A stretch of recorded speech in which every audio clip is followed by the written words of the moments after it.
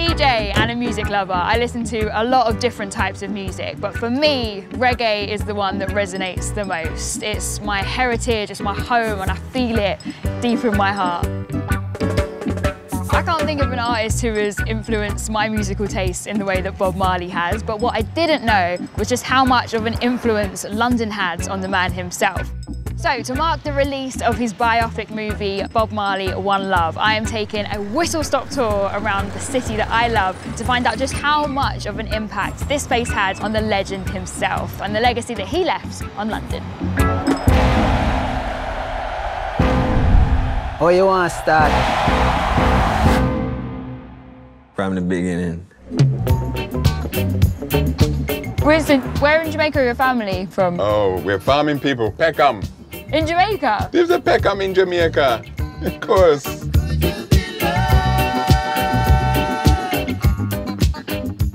So the first stop on our journey today is the place where Bob Marley worked on some of his greatest albums. Now this is very important because at the time reggae wasn't really mainstream, so Chris Blackwell, who ran Island Records, wanted to make it a bit more appealing to the wider audience, and that's exactly what they did right here in the studio, and from then everything just blew up.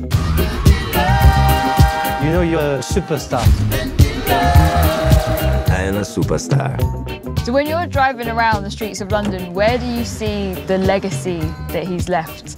That people like me, we can walk around the street and no one's afraid of us. People from Jamaica, they can smile now, whereas before, they were afraid to even mention that they knew any Rasta. In 1977, this was the place that Bob Marley called home. He chose to come here after the attempted assassination in 1976. England really was his second home, and he had a true affinity with London because this is where he chose to come to clear his mind and get creative. It's pretty special to be standing here right now, literally just a few meters away from where he would have been writing some of his most profound lyrics of liberation and revolution and standing tall and love and literally just in there.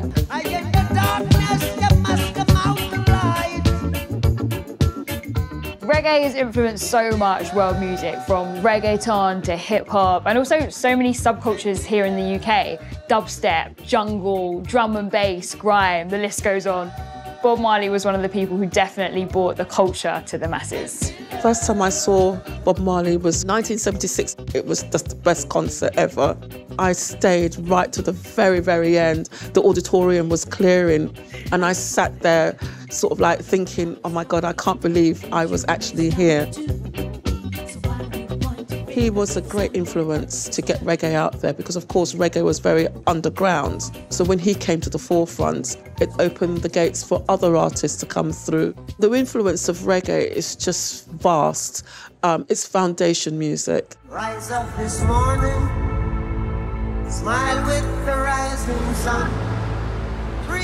Bob Marley is woven into so many of my fondest childhood memories.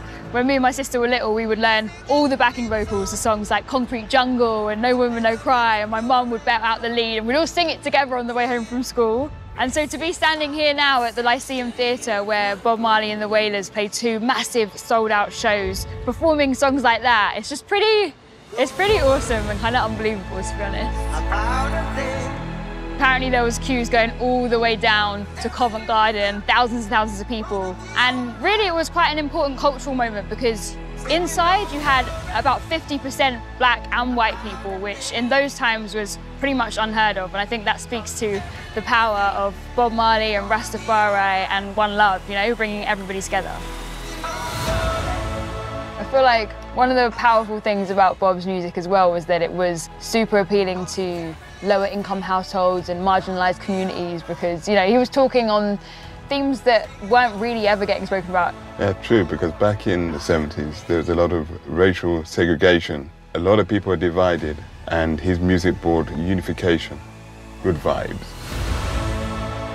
So the final stop on my journey is the iconic Crystal Palace Park, one of the largest outdoor venues in London.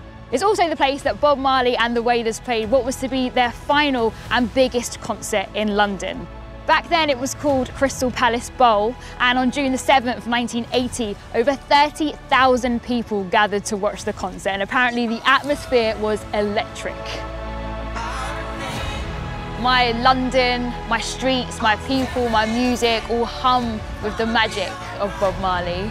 You can really feel his spirit and his essence throughout the city, and I couldn't be more proud to have gone on this journey today. The message could not reign truer. It really is one love.